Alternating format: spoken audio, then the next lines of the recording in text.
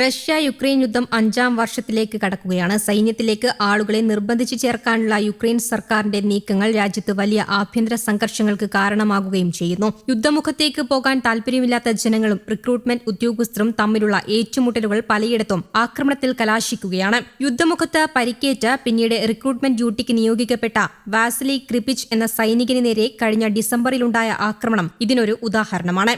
രേഖകൾ പരിശോധിക്കുന്നതിനിടെ 2 യുവാക്കൾ ചേർന്ന് ക്രിപിച്ചിനെ ഇരുമ്പുവടി കൊണ്ട് ക്രൂരമായി മർദ്ദിക്കുകയായിരുന്നു. 6 ആഴ്ചയോളമാണ് ഇദ്ദേഹം ആശുപത്രിയിൽ കഴിഞ്ഞത്. തങ്ങൾ ജീവൻ പണയം വെച്ച് രാജ്യം കാത്തതിന് സ്വന്തം നാട്ടുകാരിൽ നിന്നാണോ ഈ മർദ്ദനം ഏൽക്കേണ്ടി വന്നതെന്നാണ് പല ഭാഗത്തു നിന്നും ഉയർന്ന ചോദ്യം. റിക്രൂട്ട്മെന്റ് ഉദ്യോഗസ്ഥർക്ക് നേരെയുള്ള ആക്രമണങ്ങൾ ഇപ്പോൾ രാജ്യത്ത് പതിവ് സംഭവമായി മാറിയിരിക്കുകയാണെന്ന് യുക്രൈൻ മിലിറ്ററി ഓംബുഡ്സ്പേഴ്സൺ വ്യക്തമാക്കി. പലരും ഇത് പുറത്തു പറയാൻ മടിക്കുകയാണെങ്കിലും ഇതുവരെ 600-ലധികം ആക്രമണങ്ങളാണ് റിപ്പോർട്ട് ചെയ്യപ്പെട്ടിട്ടുള്ളത്. കഴിഞ്ഞ ഏപ്രിലിൽ ഒരു ഉദ്യോഗസ്ഥൻ കുത്തേറ്റു മരിച്ചിരുന്നു. ഈ മാസം എൽവിവിൽ റിക്രൂട്ട്മെന്റ് ഉദ്യോഗസ്ഥരുടെ വാഹനം ജനക്കൂട്ടം അടിച്ചു തകർക്കുകയും ചെയ്തു. യുദ്ധമുഖത്ത് മരിച്ചവരുടെയും പരിക്കേറ്റവരുടെയും എണ്ണം വർദ്ധിച്ചതോടെ യുവാക്കൾ സൈന്യത്തിൽ ചേരാൻ മടിക്കുകയാണ്. ഇതോടെയാണ് ബസിഫിക്കേഷൻ ഉദ്യോഗസ്ഥർ ആരംഭിച്ചത്. തെരുവുകളിൽ നിന്ന് യുവാക്കളെ ബലമായി ബസ്സുകളിൽ കയറ്റി ക്യാമ്പുകളിലേക്ക് കൊണ്ടുപോകുന്ന രീതിയാണിത്. ഇത്തരം നടപടികൾ വലിയ മനുഷ്യാവകാശ ലംഘനങ്ങൾക്ക് കാരണമാകുന്നുണ്ട്. റിക്രൂട്ട്മെന്റിൽ നിന്ന് ഒഴിവാക്കപ്പെട്ടിട്ടുള്ള ആളായിരുന്നിട്ടും ബലമായി ബസ്സിൽ കയറ്റുകയും മുഖത്ത് ക്രൂരമായി മർദ്ദിക്കുകയും ചെയ്തതായും റിപ്പോർട്ടുകളുണ്ട്. ഉദ്യോഗസ്ഥരുടെ അതിക്രമത്തിനെതിരെ കഴിഞ്ഞ വർഷം മാത്രം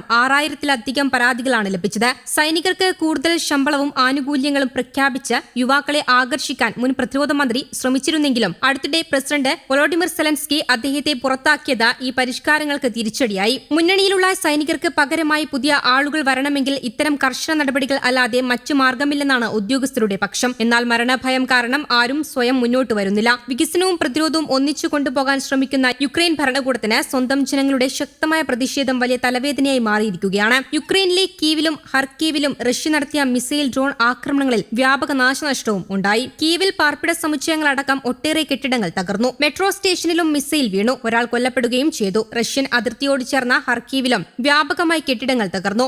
4 പേർ കൊല്ലപ്പെട്ടു. വ്യോമ പ്രതിരോധത്തിനായുള്ള കൂടുതൽ പേട്രിയറ്റ് മിസൈലുകൾക്ക് കഴിഞ്ഞയാഴ്ച യുഎസും യുക്രൈനും ധാരണയായിരുന്നു. യുക്രൈനെതിരായ യുദ്ധത്തിനായി റഷ്യ വരും മാസങ്ങളിൽ ഏകദേശം 5 ലക്ഷത്തോളം ആളുകളെ അണിനിരത്താൻ തയ്യാറെടുക്കുന്നതായും വിവരങ്ങളുണ്ട്. ഇതും യുക്രൈൻ സർക്കാരിനെ സമ്മർദ്ദത്തിലാഴ്ത്തുന്നു. കഴിഞ്ഞ ഒരാഴ്ചയ്ക്കുള്ളിൽ മാത്രം 1450 ഡ്രോണുകളും 1640 ഗൈഡഡ് ബോംബുകളും 99 മിസൈലുകളും ഉപയോഗിച്ച് യുക്രൈൻ പ്രതിരോധത്തെ റഷ്യ പൂർണ്ണമായി സമ്മർദ്ദത്തിലാഴ്ത്തിയിരുന്നു. റഷ്യയിലെ ഏറ്റവും വലിയ ഓൺലൈൻ റീറ്റെയിലറായ വൈൽഡ് ബെറീസിന്റെ 2 വെയർഹൌസുകൾക്ക് നേരെ യുക്രൈൻ നേരത്തെ ഡ്രോൺ ആക്രമണം നടത്തിയിരുന്നു. ടാംബോവ്, ഇലക്ട്രോസ്റ്റാൽ എന്നിവിടങ്ങളിലെ വെയർഹൌസുകൾ തകർത്ത് 8 റഷ്യൻ പൗരന്മാരുടെ മരണത്തിന് ഇടയാക്കിയ യുക്രൈന്റെ പ്രകോപനപരമായ നടപടിക്കുള്ള ശക്തമായ തിരിച്ചടിയാണ് റഷ്യ ഇപ്പോൾ നൽകിയിരിക്കുന്നത്. ഇതോടൊപ്പം റഷ്യയുടെ തെക്ക് പടിഞ്ഞാറൻ സ്റ്റാവ്രോപോൾ മേഖലയിലെ വ്യവസായ പാർക്കിന് നേരെയും റഷ്യൻ എണ്ണവാതക കേന്ദ്രങ്ങളെ ലക്ഷ്യമിട്ടും യുക്രൈൻ തുടർച്ചയായി ആക്രമണം നടത്തിവരികയാണ്. റഷ്യയുടെ സാമ്പത്തിക സ്രോതസ്സുകളെ തകർക്കുക എന്ന ലക്ഷ്യത്തോടെയാണ് യുക്രൈൻ ഈ ആക്രമണങ്ങൾ നടത്തുന്നതെങ്കിലും റഷ്യൻ സൈന്യം ശക്തമായ പ്രതിരോധവും പ്രത്യാക്രമണവുമായി മുന്നോട്ടു പോകുകയാണ്. News desk Kerala Kaumudi.